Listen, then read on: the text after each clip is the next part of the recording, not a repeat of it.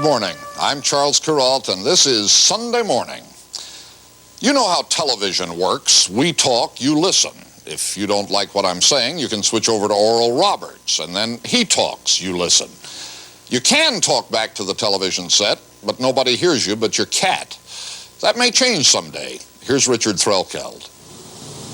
Our cover story this Sunday morning comes from Columbus, Ohio. It's a story about television.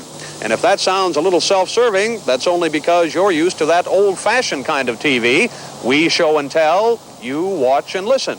In Columbus, the TV works the other way. You can tell television what to do, or where to get off, for that matter, with just the touch of a button. We'll touch on all that in just a few minutes. And Charlie, you'll especially want to watch this, because if what they're showing here catches on, we may all be looking for work. Richard Threlkeld's cover story reveals the television in your future in a moment here on Sunday Morning. The silent majority is a phrase you don't hear so much anymore. It seems to me that everybody in America is talking all the time, clamoring for attention even. Probably that's the sign of a healthy society, one that's alive with ideas. Talking is one thing, however, and being heard is another.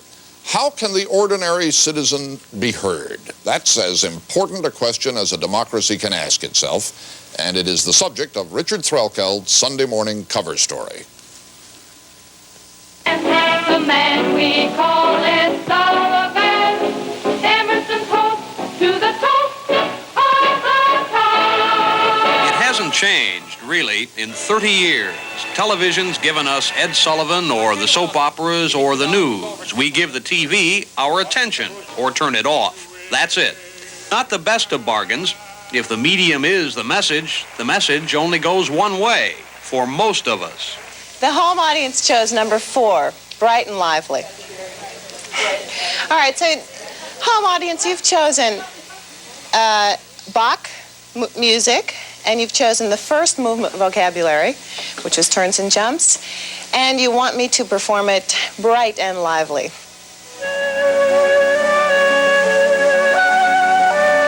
In Columbus, Ohio, they are inventing a dance on TV. The choreographers are the folks at home. In Columbus, you don't just give television your attention, you can give it orders. Your guest, Fran Lee, was quite a tough cookie last night. You noticed? Button number 1, if you would like Fran to come back and join us, please. That was last night. We got the results? Do you want Fran Lee back? Yes. Oop, look at that. It was close, but no Fran Lee. No Fran Lee. All right, well, that's the way it works. Welcome to Columbus Live. It's Touch Now television, and this little box with all the buttons is the way it works. With this little box, you can make sure Fran Lee never comes back to visit us, or tell off your city councilman, or take a test, or watch any one of 30, that's right, 30 different channels, all broadcasting at once from this master control room. Anything you want, just push the buttons. Touch Now. 30 channels, movies and drama and sports and music and TV classrooms and foreign language programs and programs for the kids and public affairs and all the network programs and even some late-night blue movies for the adults. All brought to you, usually without commercials, from Qube, a word that doesn't stand for anything in particular except maybe money. The $20 or $30 million Warner Communications has poured into the most spectacular cable TV system in the world, and the millions the Warner people hope to make someday by wiring the whole country up with Touch Now television. How many of you harbored the desire to be a model? Did you feel the way I did, that it would be just wonderful to grow up and be a model? Touch button number 1 if you did. Qube is an experiment, and Columbus the laboratory, a cornucopia of gadgets and gimmicks and choice of channels that makes what the rest of us watch on TV, All in the Family and Laverne and Shirley, seem as outdated as Howdy Doody. We want to know what people want to see, fulfill their dreams if you like, offer them operas and ballets and symphonies if that's what they like, anything at all to please them, and then determine what our ultimate service will be. Gustav Hauser is Qube's dream merchant, the head of the Warner Cable Corporation. He argues that the big TV networks have nothing to fear from Qube, that there's enough audience to go around. By giving people choice, I think what we're doing is certainly in the public interest. Now, you may ask, what will happen to poor Laverne and poor Shirley? And or poor ABC or poor CBS. No one has ever, I believe, no one has ever used the word poor in connection with any of those three letters. I don't think it's going to have any major effect on the television networks, because we find from our research that we are creating additional audiences. We're not looking for large audiences. We're trying to serve what I'll call minority interest audiences. Well, maybe, but one thing the research has discovered is that once you get one of those little Qube boxes wired into your living room, you are hooked. I might pick up the console and just scan what's available to watch. And then something will pop up, like, is the answer number 1, 2, or 3? And I'll know, so I've got to get it right. And once I start, then I just kind of hang in there till the next one comes up.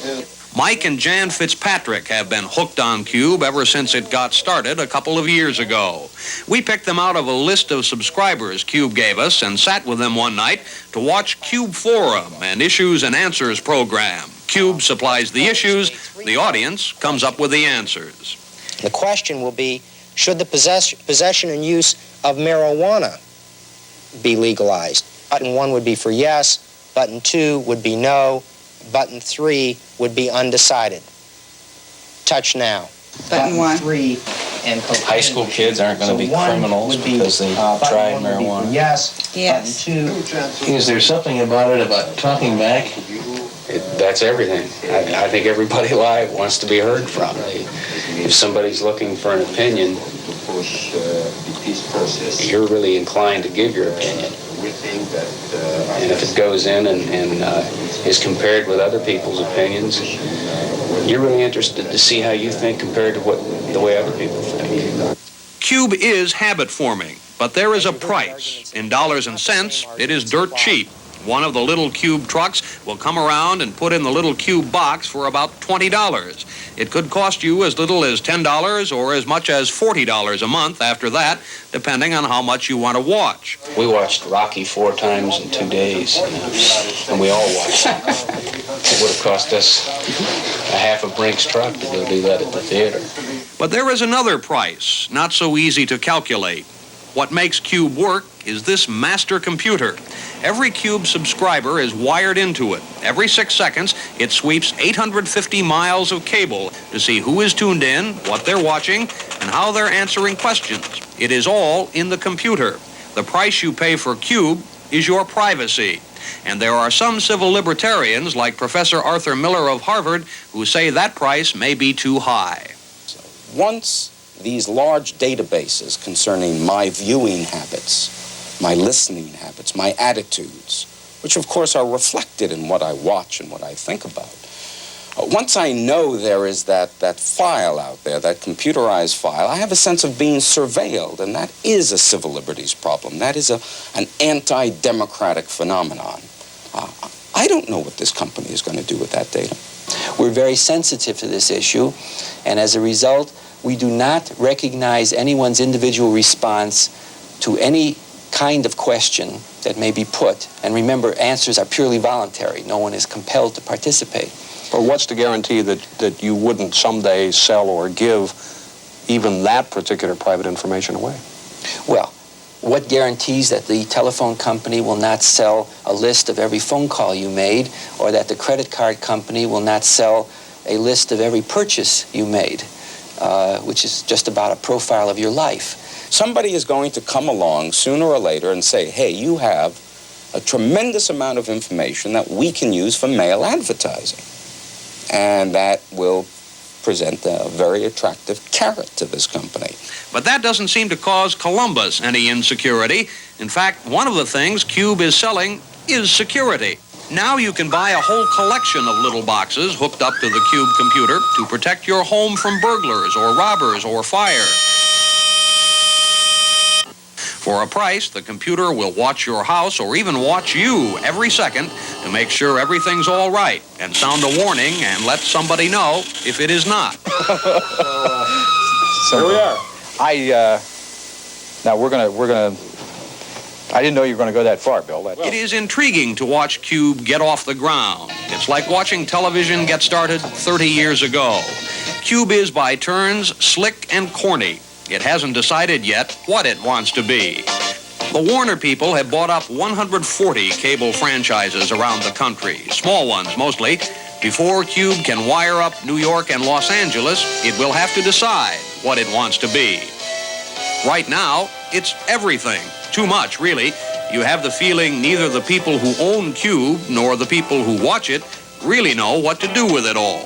The Olentangy Opus No. 1, performed by Peggy Lyman to the music of Vivaldi and made by the viewers of Qube.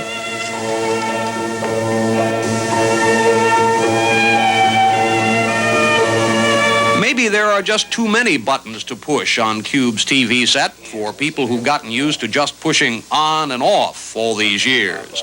Is America ready for Qube? Answer yes or no. Touch now.